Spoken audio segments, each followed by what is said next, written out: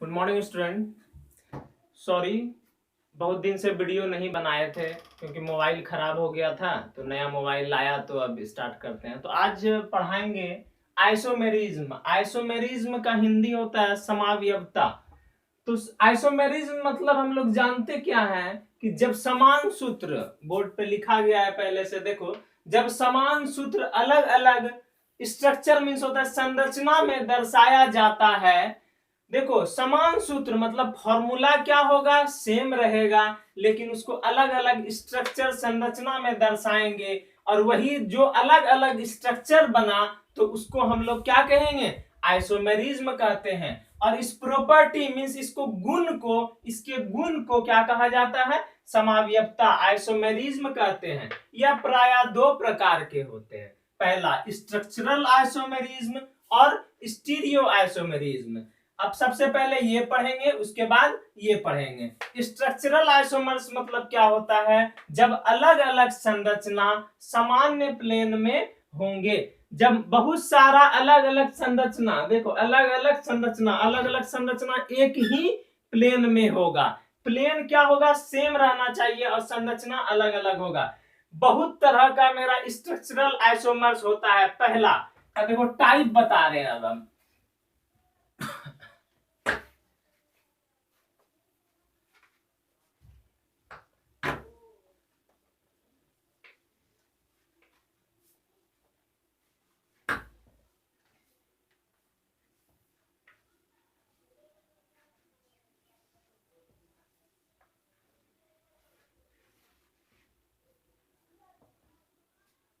Structural isomers मेरा बहुत तरह का होता है। जैसे पहला है मेरा आयोनाइजेशन, ए नंबर में यहाँ पर टाइप लिखा हुआ, ये टाइप है। पहला मेरा आयोनाइजेशन होता है, दूसरा मेरा हाइड्रेशन होता है, ए फिर ऊपर बी, हाइड्रेशन। हाइड्रेशन को हम लोग और भी भाषा से जाना जाता है, या हाइड्रेट बोलते हैं, हाइड्रेट। इसी का हिंदी होता है विलायक योजन। विलायक योजन क्या होता है, विलायक योजन, विलायक योजन। अब सी नंबर हमारा आ जा रहा है लिंकेज, हिंदी इसका बंधनी। डी नंबर कोऑर्डिनेशन, उप सह संयोजन, उप सह संयोजन। डी है ई नंबर कोऑर्डिनेशन पोजीशन। पोजीशन का हिंदी हम लोग जानते हैं क्या होता है, स्थान होता है। तो पहला क्या था, स्ट्रक्चरल आइसोमर्स क्या होता है, जब अलग अलग संरचना क्या होगी, अलग अलग होगी लेकिन एक ही प्लेन में होगा। तो उसका टाइप स्ट्रक्चरल आइसोमर्स होता है एक दो ई टाइप का। ई मतलब A B C D E, 3 2 5 होता है। तो पहला आता है मेरा आयोनाइजेशन। आयोनाइजेशन तो समझ रहा है, एक एक करके अभी सब पढ़ाएंगे। बी नंबर हाइड्रेशन या हाइड्रेट विलायक योजन, लिंकेज बंधनी। डी नंबर कोऑर्डिनेशन उपसह संयोजन, और ये आता है क्या, कोऑर्डिनेशन पोजीशन। अब एक एक करके सबको डील करेंगे।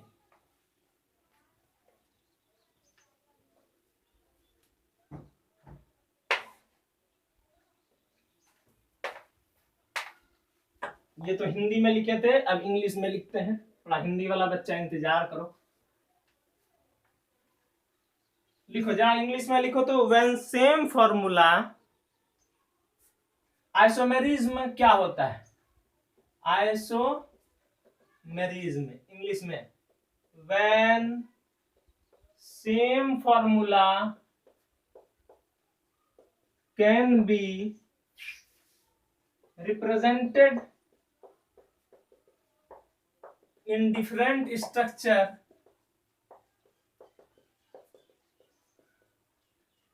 क्या लिखे, when same formula can be represented in different structure, then all different structure are called isomers. Then all different structure are called isomers. This property is called isomerism. This property is called isomerism. बहुत teacher, बहुत आदमी isomerism बोलता है, तो isomerism थोड़ा odd लगता है, isomerism बोलेंगे। क्या बोल रहे हैं जल्दी जल्दी पढ़ने के लिए, when same formula can be represented in different structure, then all different structure are called isomerism. This property is called isomerism. देखो ध्यान दो, समझने का कोशिश करो। देखो सेम फॉर्मूला क्या होगा, सेम रहेगा और उसको अलग अलग डिफरेंट स्ट्रक्चर में दर्शाया जाएगा। तो जो अलग अलग डिफरेंट स्ट्रक्चर है उसको हम लोग आइसोमेरिज्म कहते हैं, आइसोमर्स कहते हैं। उस प्रॉपर्टी को आइसोमर। जल्दी कैसे पढ़ेंगे, सेम फॉर्मूला डिफरेंट स्ट्रक्चर, ठीक है, क्या किया जाता है, रिप्रेजेंट किया जाता है। तो सब अलग अलग डिफरेंट स्ट्रक्चर को क्या कहेंगे, आइसोमर्स। इस प्रॉपर्टी को क्या कहा जाएगा, आइसोमेरिज्म कहा जाएगा। These are mainly of two types। यह प्राय ये दो तरह के होते हैं। क्या, आइसोमेरिज्म। जैसे पहला स्ट्रक्चरल, दूसरा स्टीरियो। यह दो प्रकार का होता है, स्ट्रक्चरल आइसोमर्स और स्टीरियो आइसोमर्स। अब स्ट्रक्चरल आइसोमर्स क्या है, वो लो स्क्रीनशॉट ले लो जल्दी जल्दी बच्चों लोग, तुम लोग लिखा हुआ हो गया।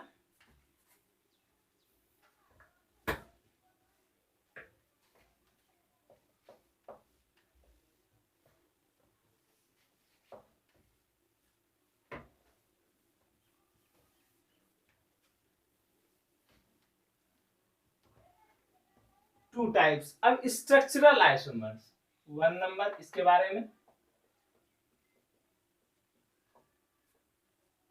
when there are different structure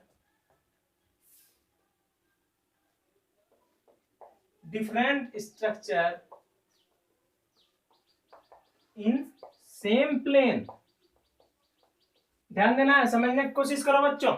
when there are different structure in the same plane या in same plane, जब अलग अलग स्ट्रक्चर, डिफरेंट स्ट्रक्चर कहां होगा, एक ही प्लेन में होगा। क्या बता रहे हैं, अलग अलग स्ट्रक्चर एक ही प्लेन में होगा, सीधा प्लेन में, उसको हम लोग क्या कहेंगे, स्ट्रक्चरल आइसोमर्स। इसका टाइप ए कौन सा होता है, बी, सी, डी और ई। तो पहला है,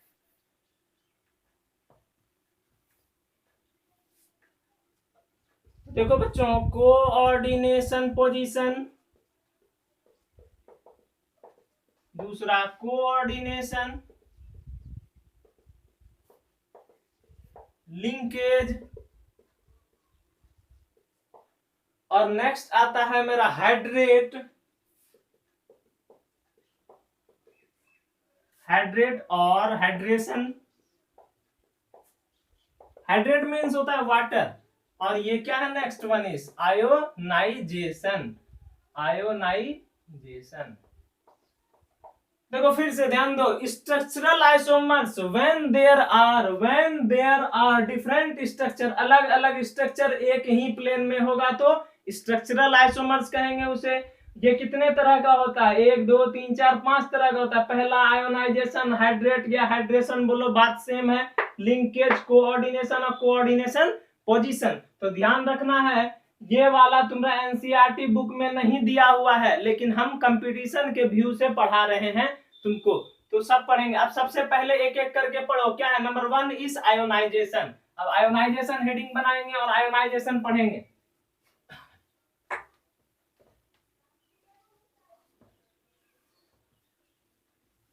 आयोनाइजेशन वर्ड से हमसे पता चलता है हमको कि आयंस, यही पता चल रहा है ना, आयंस में टूटेगा।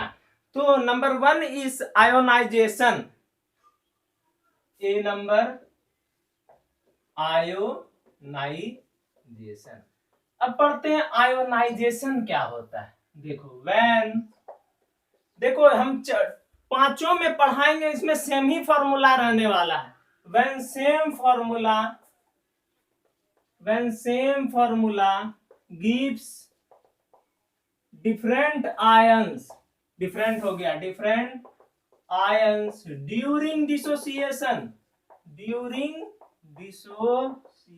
मेरे बच्चों ध्यान से समझने का कोशिश करो। when same formula, important line underline कर रहे हैं, सेम फॉर्मूला क्या देता है, गिव्स डिफरेंट आयंस देता है। कब? डिसोसिएशन के समय। सर डिसोसिएशन क्या होता है? तो डिसोसिएशन मीन्स होता है टूटना। तो हिंदी में क्या लिखेंगे? जब समान सूत्र अलग अलग आयंस देता है। हिंदी में लिखो, जब समान सूत्र अलग अलग आयंस को इंग्लिश में और हिंदी में आयंस ही बोलते हैं। जब समान सूत्र अलग अलग आयंस देता है डिसोसिएशन मीन्स क्या होता है बच्चों? टूटना। क्या लिखें? जब समान सूत्र अलग अलग आयंस देता है डिसोसिएशन के समय। ध्यान से समझने का कोशिश करो। देखो क्या है, देखो फॉर्मूला क्या होना चाहिए? सेम होना चाहिए। क्या होगा? फॉर्मूला सेम होगा, और लेकिन क्या होगा? आयंस, देखो समान सूत्र अलग अलग आयंस देगा। क्या करने के समय? डिसोसिएशन के समय। फॉर्मूला सेम रहेगा, लेकिन जब वो टूटेगा ना तो आयंस अलग अलग उसका होगा। देखो एक एग्जांपल हम लेते हैं इसका, समझो। CrNH3 का होल 4, ध्यान दो, CrNH3 का होल 4, फिर Cl2, तो 4 2 6, समझो। Cr हमेशा 6 अटैच रह सकता है, तो 4 और 2 6 हो गया। सीखो कंपाउंड कैसे बनाया जाता है। अब ये भी तुमको ध्यान देना है, ऐसे तुम लोग को ये सीखने का जरूरत नहीं है, ऐसे बाद में जब बीएससी में जाता है तब सीखता है, लेकिन तब पर भी कोशिश करते हैं तुम लोग अभी सीखो।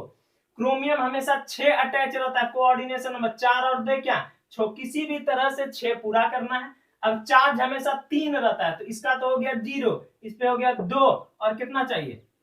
SO4। अब समझो ध्यान से, तो क्या है? CrNH3 का होल 4, Cl2 और SO4। अब ध्यान दो अब इस पे। अब Cr का अगर तुमसे कोई, अब यहाँ पे ऑक्सीडेशन नंबर हमको कोई लेना देना नहीं है। अब देखो क्या, वन सेम फॉर्मूला। अब ऐसा ही एक और बनाते हैं जिसका फॉर्मूला क्या होना चाहिए? सेम। देखो ध्यान दो क्या करेंगे, एक Cl को बाहर करो, SO4 को अंदर करो, जो चीज है वही लिखते हैं।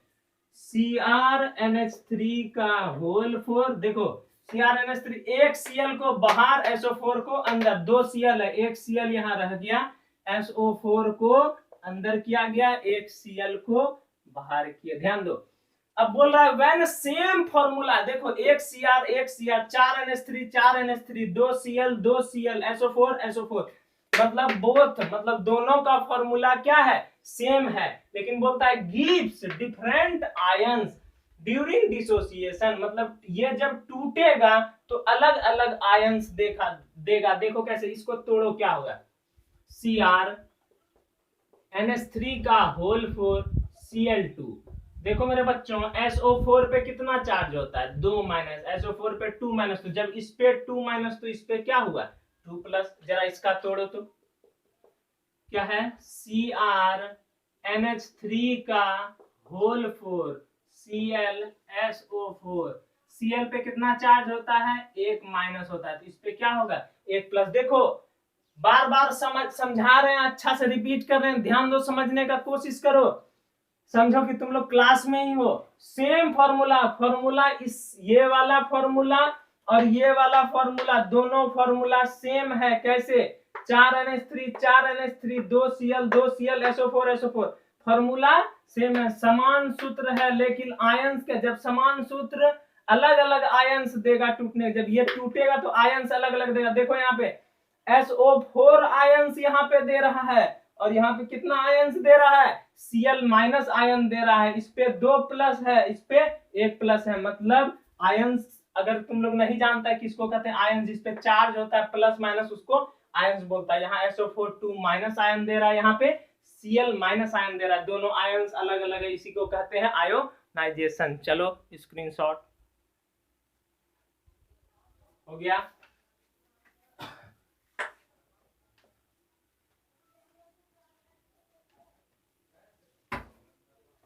अगर तुम, हमको लग रहा है कि तुम लोग नहीं समझा है, तो एक और एग्जांपल लेके अगर तुम लोग को संतुष्टि है तो ठीक है।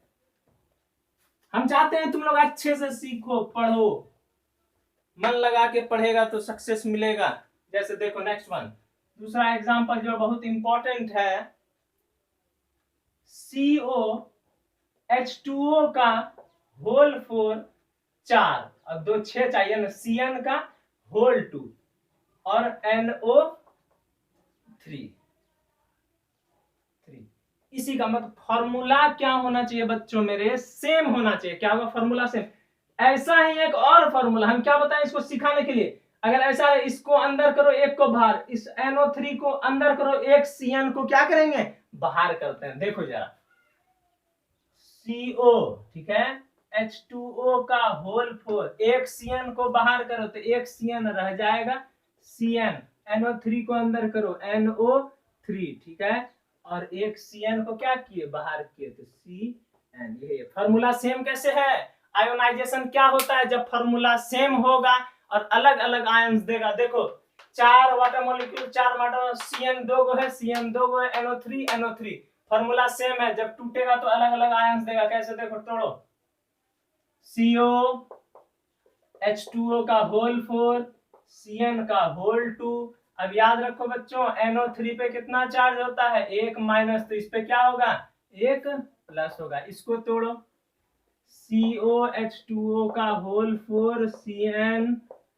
NO3 और Cn पे 1 माइनस होता है, इस पे 1 प्लस होता है। देखो क्या आयंस अलग अलग है क्या, देखो तो जरा बच्चों, यहाँ पे NO3 माइनस आयन है और यहाँ पे Cn माइनस आयन है, तो यहाँ Cn और NO3 दोनों का आयंस अलग अलग है, इसी को क्या कहेंगे आयोनाइजेशन कहेंगे। चलो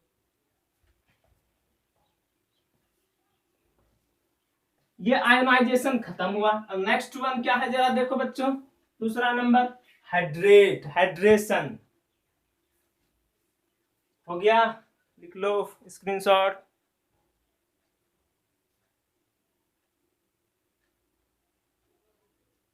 हो गया,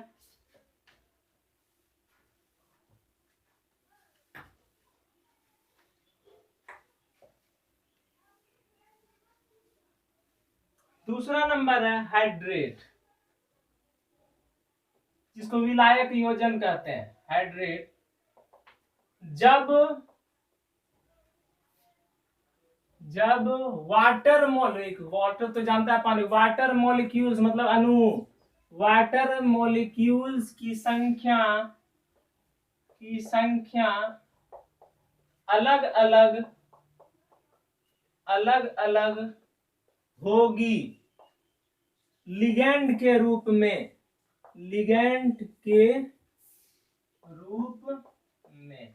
इसी को क्या कहते हैं हाइड्रेट। थोड़ा इंक भर रहे हैं, देखो क्या बोलता है, जब वाटर मॉलिक्यूल्स की संख्या अलग अलग होगी लिगेंड के रूप में। इंग्लिश में लिख सकते हैं बच्चों लोग, लिखो इंग्लिश में, when there are different number of water molecule as ligand. क्या लिखेगा, when there are different number of water molecule as ligand. चलो English, when there are different number of water molecules as ligand. ध्यान से समझे मेरे बच्चों। जब क्या होगा, when there are different number of water molecule as ligand, water molecules की संख्या अलग अलग होगी लिगैंड के रूप में। जब वाटर मॉलिक्यूल्स का संख्या क्या होगा, अलग अलग होगा, किसके, लिगैंड के रूप में, तो उसको क्या कहेंगे, हाइड्रेट या हाइड्रेशन या विलायक योजन। जैसे एक एग्जांपल, CrH2O का होल 6, ठीक है 6। अब फिर क्या होगा, CrH2O का होल 6 Cl3 एक है। वाटर मॉलिक्यूल्स का संख्या देखो, सेंट्रल मेटल एटम को कॉम्प्लेक्स पार्ट के अंदर, सेंट्रल मेटल एटम को छोड़कर जितना भी बचा उसको लिगेंड के कहते हैं। तो यहाँ पे Cr है सेंट्रल मेटल एटम, H2O क्या हो गया मेरा, लिगेंड हो गया। तो यहाँ पे कितना लिगेंड है मेरा, यहाँ पे 6 लिगेंड है। तो क्या है, 6 water molecules, 6 water molecules ligand के रूप में। यहाँ क्या है, वाटर मॉलिक्यूल्स की संख्या कितनी है, 6 है। अब इसका एक और, जैसे देखो यही है Cr, एक Cr को, एक Cl को अंदर कर दो और H2O को एक बाहर कर दो। CrH2O कितना है, H2O 6 है, तो एक H2O बाहर कर लिए, एक H2O बाहर किए तो कितना बचा, 5, और एक Cl को अंदर को Cl, तब ना क्रोमियम 5 और एक क्या होगा, 6 होगा।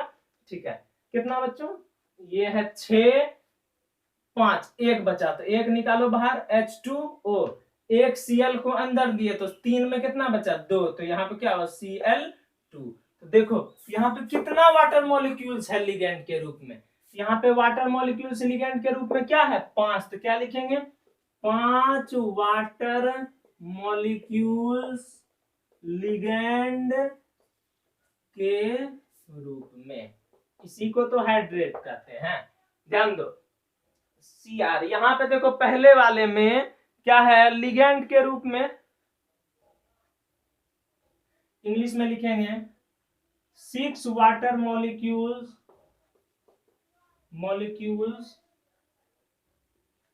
Are as ligand.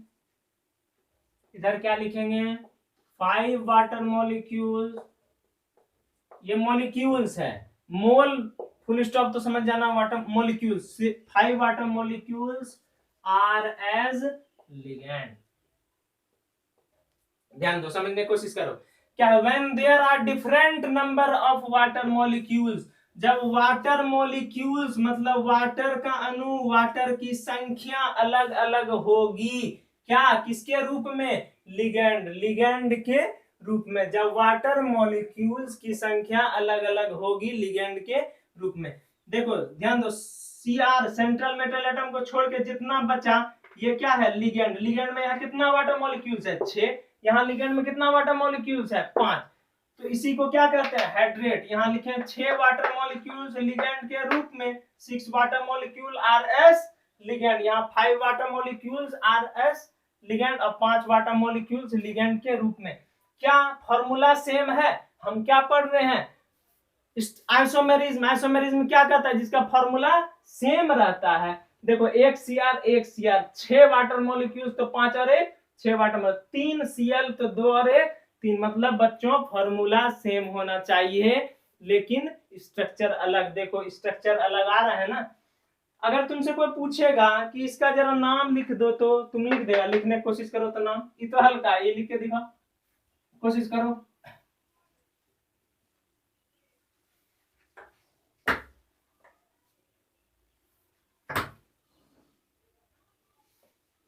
हो गया क्या, कोशिश।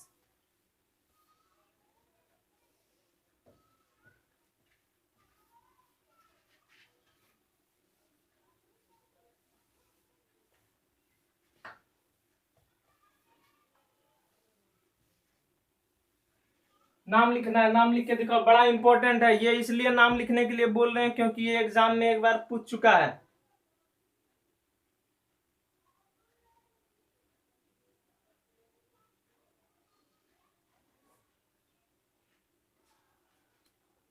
लिखो मेरे बच्चों।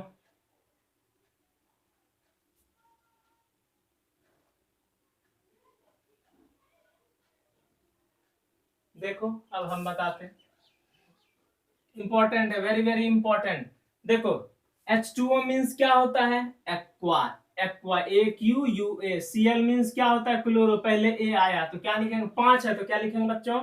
पेंटा एक्वा। Cl मीन्स क्या? क्लोरो। Cr का मतलब क्या? क्रोमियम। ध्यान दो, बहुत इंपॉर्टेंट है, बहुत इंपॉर्टेंट है इसका नाम, पेंटा एक्वा क्लोरो क्रोमियम। जरा इस पे चार्ज देखो, 2 और इसके क्या 3। H2O पे तो न्यूट्रल होता है, 2 और 1 कितना? 3 हो गया, +3, 1 2 3। इसका काम खत्म। तो Cl को क्या बोलते हैं? क्लोराइड बोला जाता है। H2O को क्या बोलते हैं? H2O को वाटर। तो देखो क्या हो गया? Penta aqua chloro chromium. Cl का होगा क्लोराइड, और H2O को यहाँ हाइड्रेट पढ़ रहे हैं, इसलिए इसका नाम क्या हो गया? हाइड्रेट। तो इसका टोटल नाम हो गया penta aqua chloro chromium 3 chloride hydrate. ये फुल नेम है। अब नेक्स्ट वन है लिंकेज। लिंकेज आइसोमेरिज्म, जिसको बंधनी कहते हैं। लिंकेज आइसोमर्स जब पढ़ेंगे तो उसमें याद रखना होगा तुम लोग को कि एम्बिडेंट लिगेंड का मोस्ट इंपॉर्टेंट रोल है इसमें। एम्बिडेंट लिगेंड जरा सोच लो क्या होता है तुम लोग। लिंकेज आइसोमर्स तब बताया जाएगा।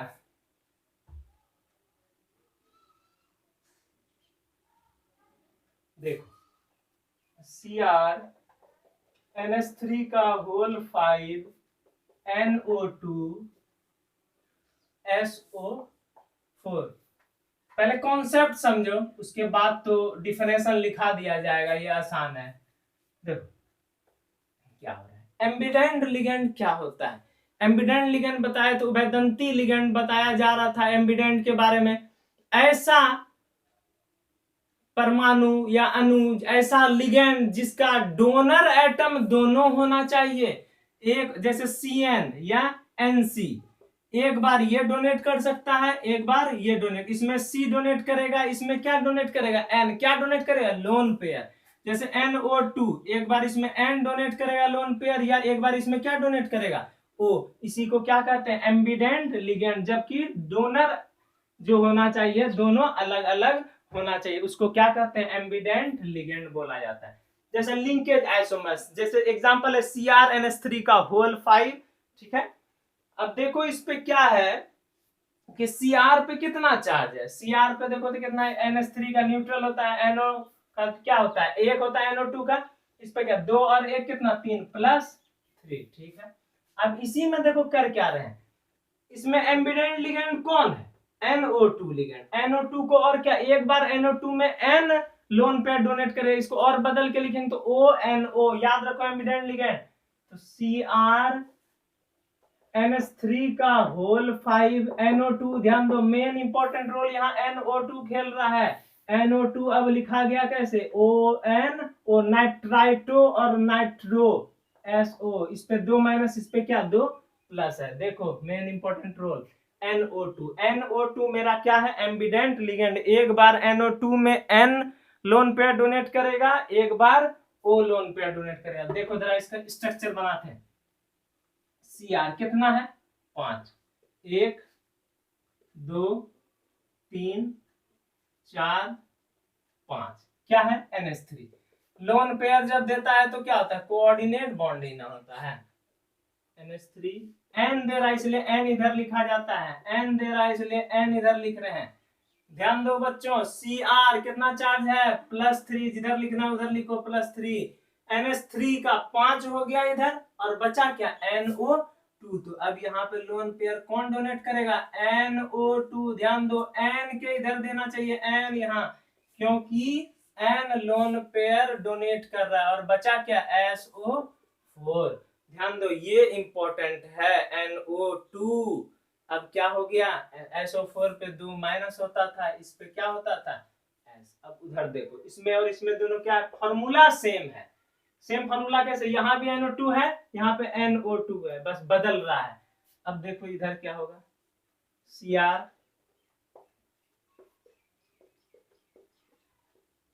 NH3 है, NH3 NH3 NH3,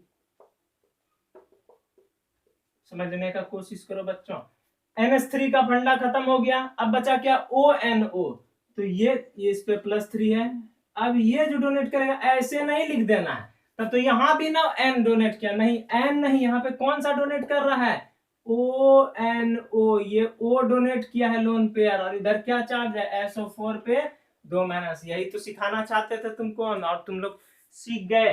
तो देखो इसमें क्या है कि NO2 एम्बिडेंट लिगेंड है, तो क्या हो रहा है, when central metal atom is coordinate, जब सेंट्रल मेटल एटम कोऑर्डिनेट किया जा रहा है किसके द्वारा, अलग अलग डोनर एटम के द्वारा, जब सेंट्रल मेटल एटम कोऑर्डिनेट हो रहा है किसके द्वारा, अलग अलग डोनर एटम द्वारा। डोनर मतलब होता है दाता, जैसे डोनर एटम क्या है, यहाँ पे N है डोनर एटम, यहाँ पे क्या है, O है डोनर एटम, इसी को तो कहते हैं लिंकेज आइसोमर्स। हो गया डिफिनेशन,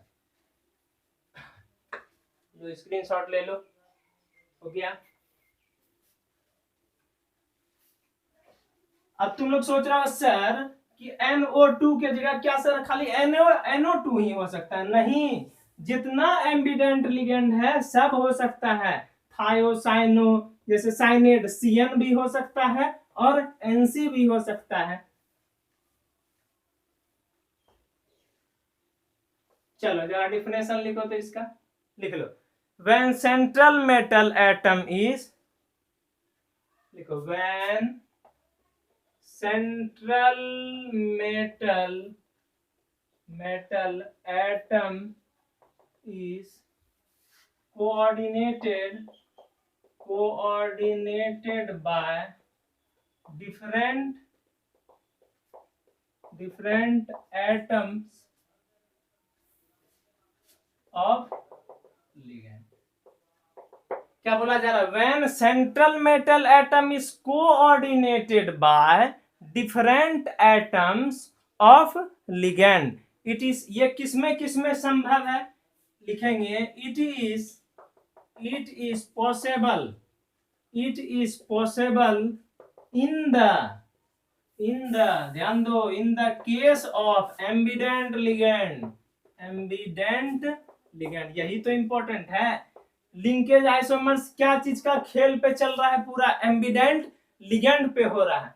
देखो व्हेन सेंट्रल एटम, ध्यान दो, when central atom is coordinate, central atom क्या होता है, कोऑर्डिनेट होता है किसके द्वारा, by different atom of ligand के द्वारा। जैसे it is possible in the case of क्या, एम्बिडेंट लिगेंड, मेन तो यही है एम्बिडेंट लिगेंड क्या होता है, अभी सर बताया, सर NO2 पे माइनस था तो सर आप ONO पे लिख दिए। तो जो हम स्ट्रक्चर बनाए थे ना, तो वहां पे एक जगह NO2 था जिसमें N लोन पेयर डोनेट कर रहा था, क्या कर रहा था डोनेट, सेंट्रल मेटल एटम को कोऑर्डिनेट कौन कर रहा था, different atom of ligand. Different atom मतलब एक बार N एक बार O, उसी तरह CN भी हो सकता है और NC, एक बार कौन डोनेट करेगा, C, यहाँ पे N, यहाँ O, यहाँ C, एक बार N डोनेट करेगा, इसी को तो कहते हैं क्या, लिंकेज आइसोमर्स। चलो हिंदी में लिख लो, जब लिगेंड के अलग अलग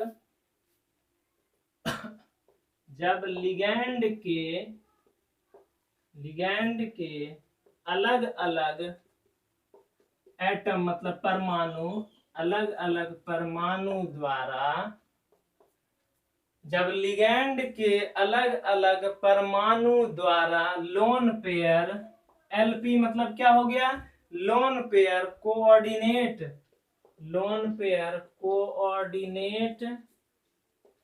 किया जाता है। ध्यान दो, जब लिगेंड मतलब यहाँ पे क्या हो गया, वहां पे जैसे एग्जांपल था Cr था, NH3 का होल 5 था और NO2 था, यही था ना एग्जांपल। तो NO2 ये है लिगेंड, ये भी लिगेंड, जब लिगेंड के अलग अलग परमाणु, लिगेंड ये है, हम बात कर रहे हैं एम्बिडेंट, लिगेंड के अलग अलग परमाणु, एक बार परमाणु N दे रहा है, एक बार क्या दे रहा है, O के लोन पेयर कोऑर्डिनेट किया जा रहा है, लोन पेयर देता है तब ना एरो होता है, हाँ, तो लोन पेयर कोऑर्डिनेट किया जाता है, यह पराया किसमें होता है? यह प्राय एम्बिडेंट लिगेंड के केस में संभव है। एम्बिडेंट लिगेंड क्या? NO2 माइनस या ONO माइनस, CN माइनस या NC माइनस। लिख लो बच्चों एम्बिडेंट लिगेंड। क्या लिखेंगे? लिगेंड के अलग अलग परमाणु, एक बार N, एक बार O, एक बार C, एक बार N, अलग अलग परमाणु द्वारा क्या हो रहा है? लोन पे कोऑर्डिनेट किया जाता है। यह पराया किसमें होता है? पराया एम्बिडेंट लिगेंड के केस में संभव है। इसको क्या कहते हैं? Linkage isomers. चलो स्क्रीनशॉट ले लो। ये लिंकेज आइसोमर्स खत्म हुआ। अब नेक्स्ट आता है मेरा कोऑर्डिनेशन।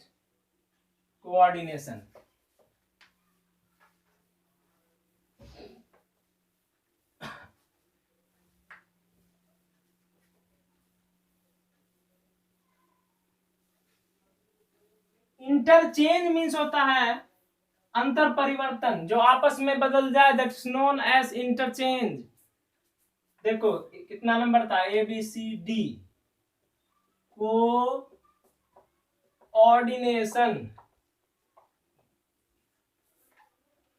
कोऑर्डिनेशन। तो जरा पहले एग्जाम्पल पे बात करें, क्योंकि केमिस्ट्री एक ऐसा चीज है ना कि अगर एग्जाम्पल, उदाहरण देख के अगर तुम उसको स्पष्ट कर देगा तो कोई आदमी तुमसे उसका डिफिनेशन नहीं पूछेगा। अगर स्पष्ट कर दिया तुम इसके बारे में एग्जाम्पल देके तो समझ जाएगा। जब बच्चा एग्जाम्पल जान रहा है इट मींस क्या, वो डिफिनेशन अपने से लिख सकता है।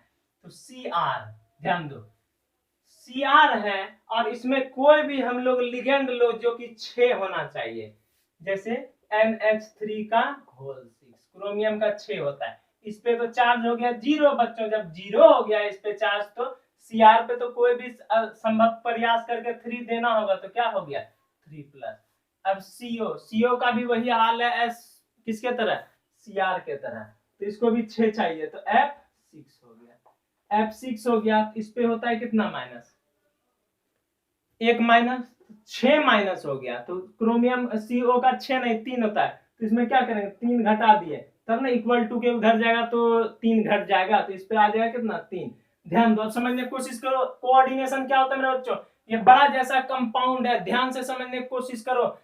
जब लिगेंड का सेंट्रल मेटल एटम को छोड़ के ये लिगेंड है और ये लिगेंड है, लिगेंड का स्थान परिवर्तन होगा। स्थान परिवर्तन, ये यहां आ जाएगा, ये उठ के यहां आ जाएगा, और इसका चार्ज ये उठ के यहां आ जाएगा, ये उठ के यहां आ जाएगा। क्या बोल रहे हैं? फिर से ध्यान दो, जो बोले उसको लिख रहे हैं। जब लिगेंड का स्थान परिवर्तन, जैसे CR NH3 उधर जाएगा, F इधर आएगा, तो F क्या आ गया? F6 हो गया।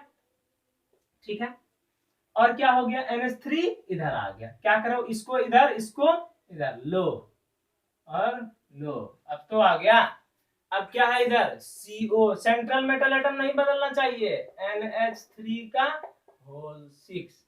क्या बोले? जब लिगेंड का अंतर परिवर्तन होगा, और अंतर परिवर्तन होने के बाद तुम्हारा क्या होगा कि उसका चार्ज भी क्या हो जाएगा?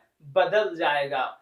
इस पे चार्ज 3+ था, इस पे 3 है, इसका इधर आ जाओ तो 3 माइनस, इसका इधर चला जाओ तो क्या हो गया? 3+। इसी को तो कहते हैं कोऑर्डिनेशन। मेरे बच्चों कितना हल्का था। यशस्वियों, तपस्वियों, होनहार, दबंग, हिम्मत वाला खिलाड़ी। और बोले नहीं बोलेंगे, नहीं तो ज्यादा बड़ा होने पे आदमी फूलने लगता है। फूलना नहीं है तुम लोग।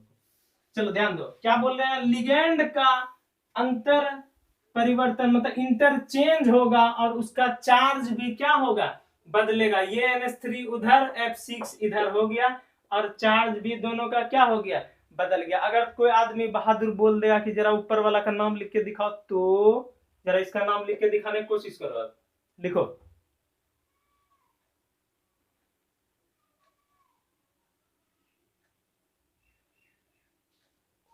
देखो जरा इसका नाम 6 है तो क्या हो गया? Hexa.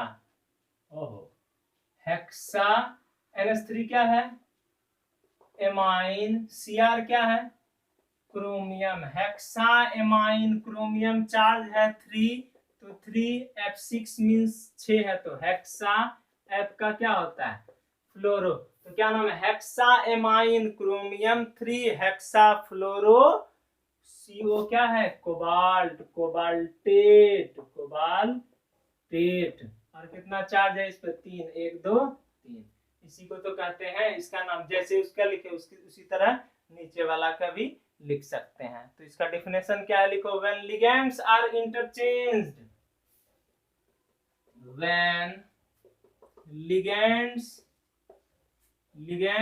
are interchanged on either complex part resulting into interchange of,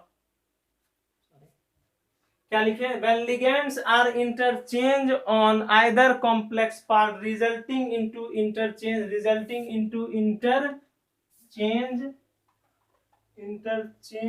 of charge। ध्यान दो, when ligands are interchanged, ligands क्या होता है? इंटरचेंज होता है। किधर?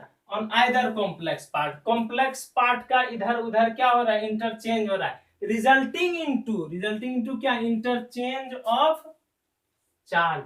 उसका चार्ज भी क्या हो जा रहा है? बदल जा रहा है। फिर से, when ligands are interchange on either complex, दोनों कॉम्प्लेक्स पार्ट में ligands क्या हो रहा है?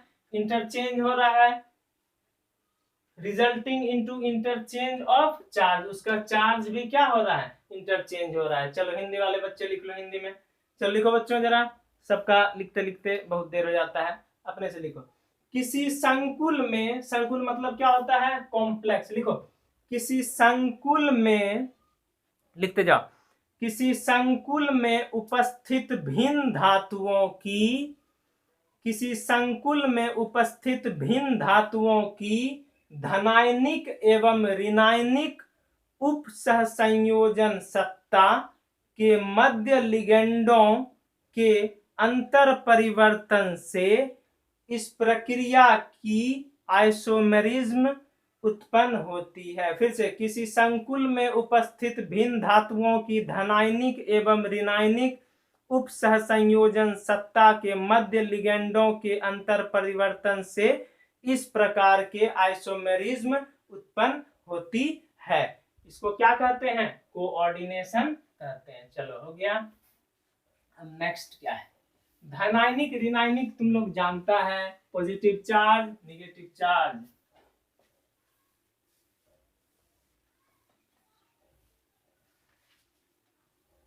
लास्ट है जो एनसीईआरटी बुक में नहीं है लेकिन कंपटीशन में आईआईटी मेडिकल में पूछ दे तो बनाना है। Next E number, coordination position. Coordination position मतलब बच्चों स्थान, स्थान बदलेगा। यह प्रायः ब्रिज कॉम्प्लेक्स में होता है। क्या लिखेंगे? स्टार बना के, यह प्रायः ब्रिज। अब तुम लोग भी सोच रहे हैं सर ब्रिज मतलब तो पुल होता है, यहाँ पुल कहां से आ गया? हावड़ा ब्रिज आ गया सर। यह प्रायः ब्रिज कॉम्प्लेक्स में होता है। It is possible in the case of bridge complex. English में क्या लिखेंगे? It is possible in the complex of bridge complex, या लिख सकते हैं इट अकर्स इन, शॉर्टकट में लिख सकते हैं it occurs in bridge complex. Bridge complex, ध्यान देना, प्रायः ब्रिज कॉम्प्लेक्स में होता है, occurs in bridge complex. Bridge complex में ऐसा नहीं, देखो इंग्लिश में लिख रहा है बच्चा तो हिंदी मीडियम वाला बच्चा दोनों नहीं लिखना, हिंदी वाला अपना हिंदी लिखो, इंग्लिश वाला अपना इंग्लिश लिखो, दोनों का सेपरेट करके दे रहे हैं। तो ब्रिज सर क्या होता है? तो जरा ब्रिज पे जब बात करें हम, देखो ध्यान दो, ब्रिज अब बनेगा NH3 का होल 4 Cr NO2 Cn, ठीक है, Cn। देखो पहले जो है इसका डिफिनेशन लिखना अच्छा होगा क्योंकि थोड़ा बड़ा है अटेगा नहीं। तो इसका जरा डिफिनेशन लिख लो, फिर एग्जांपल ले लेंगे। लिखो हिंदी लिखो तो बच्चों, when there is interchange of ligand in bridge complex, when there is interchanged on bridge complex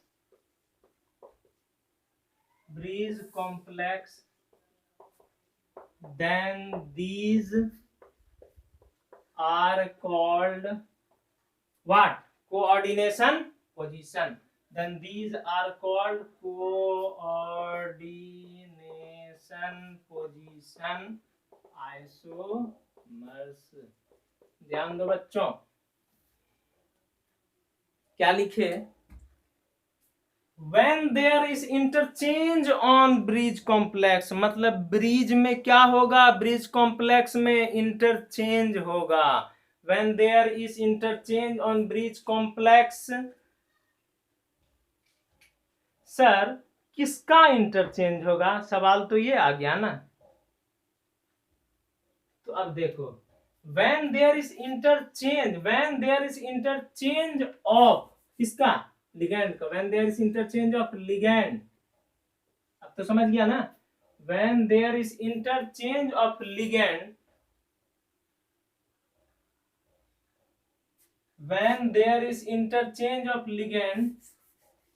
in bridge complex, हटा लो किसी तरह। क्या बोला जा रहा है? when there is interchange of ligand, किसमें? इन ब्रिज कॉम्प्लेक्स में। इसको क्या कहेंगे? कोऑर्डिनेशन पोजीशन आइसोमर्स कहा जाएगा। चलो लिख लो हिंदी में, जब ब्रिज कॉम्प्लेक्स में लिगैंड का इंटरचेंज होगा, जब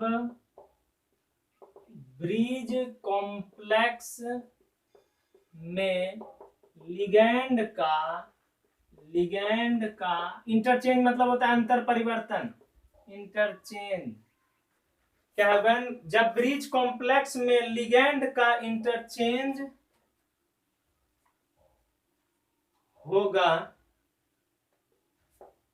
तो उसे कोऑर्डिनेशन पोजीशन आइसोमर्स कहते हैं। ब्रिज कॉम्प्लेक्स में लिगैंड का इंटरचेंज होगा, उसे कोऑर्डिनेशन पोजीशन आइसोमर्स कहते हैं। जैसे देखो लिगैंड का इंटरचेंज कैसे होता है।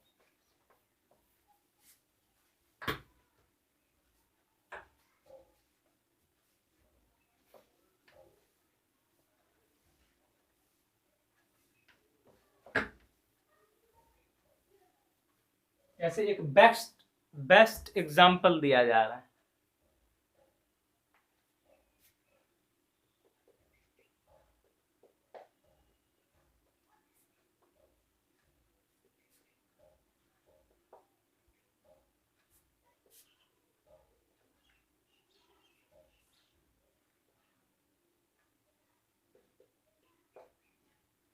ब्रिज मतलब बच्चों पुल। देखो पुल है ना, ये भी पुल है ना, यहाँ सीओ है। देखो क्या होगा, जब ब्रिज कॉम्प्लेक्स में लिगैंड क्या? सेंट्रल मेटल एटम के बगल में जो है वो लिगैंड, सेंट्रल मेटल एटम के बगल में है जो लिगैंड का क्या होगा? इंटरचेंज मतलब स्थान परिवर्तन। मतलब ये लिगैंड इधर भी आ जाएगा, ये लिगैंड इधर भी आ जाएगा। इसी को कहते क्या है? Coordination position isomers. तो देखो जरा इसका, किसी का बच्चा के मन में सवाल आ रहा होगा, सर जरा इसका नाम लिख के अगर दिखा देते तो हमको बहुत संतुष्टि होता। जरा कोशिश करो तो। कितना एमाइन है? 4। तो 4 को क्या बोलेंगे? टेट्रा। इसका नाम क्या है? एमाइन। Tetra amine. सीआर को क्या बोलते हैं? क्रोमियम। क्या है? टेट्रा एमाइन क्रोमियम पे चार्ज अक्सर हम लोग जानते हैं 3 है। Tetra amine chromium. पहले देखो क्या होता है, ऊपर और नीचे जो ब्रिज है उसको म्यू से डिनोट किया जाता है। म्यू, तो सबसे पहले नीचे वाला, उसके बाद ऊपर वाला, तो क्या होगा? म्यू सी को CN को क्या बोलते हैं? Cyano, mu cyano. फिर NO2 को क्या बोलते हैं? Mu, mu nitrito. क्या हो गया? Tetraammine chromium mu cyano mu nitrito. फिर उधर क्या है? 4 है। 4 को क्या बोलेंगे? टेट्रा। क्या 4 है? Cl। Cl को क्या बोला जाता है? क्लोरो ना, टेट्रा क्लोरो कोबाल्ट। कोबाल्ट भी 3 इसी का नाम है। ध्यान दो, समझने का कोशिश करो, हो जाएगा। एक बार ध्यान से देखो तब बन जाएगा।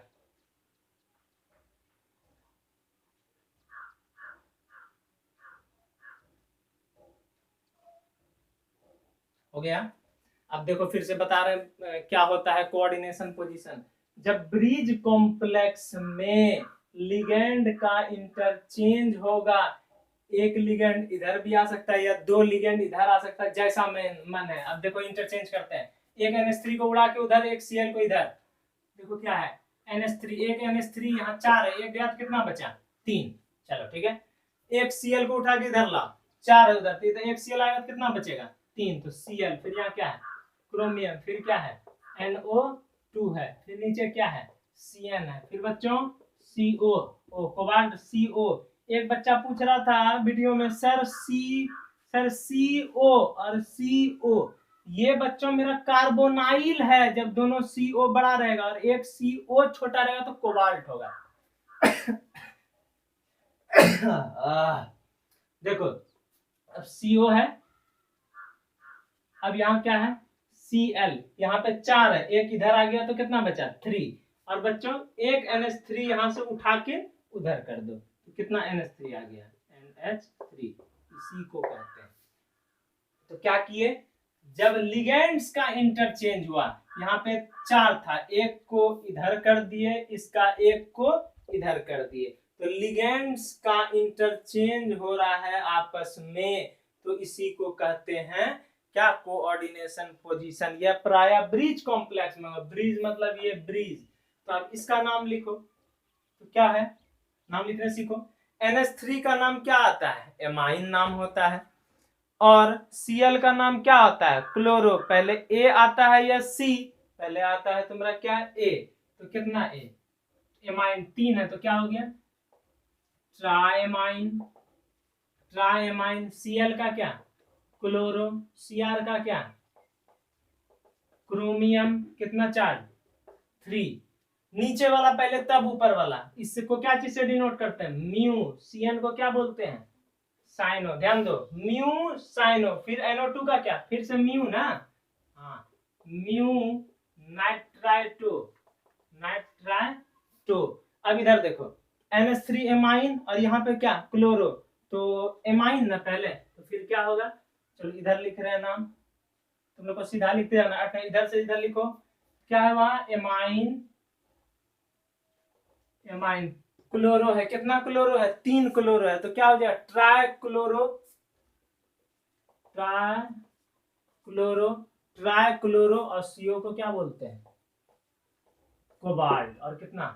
3। यही तो नाम है मेरे बच्चों। जरा ध्यान दो, फिर से समझा रहे हैं एक बार, हम चाहते हैं अच्छे से समझ जाओ। ये NCERT बुक में नहीं है, कंपटीशन वाला बुक में रहता है।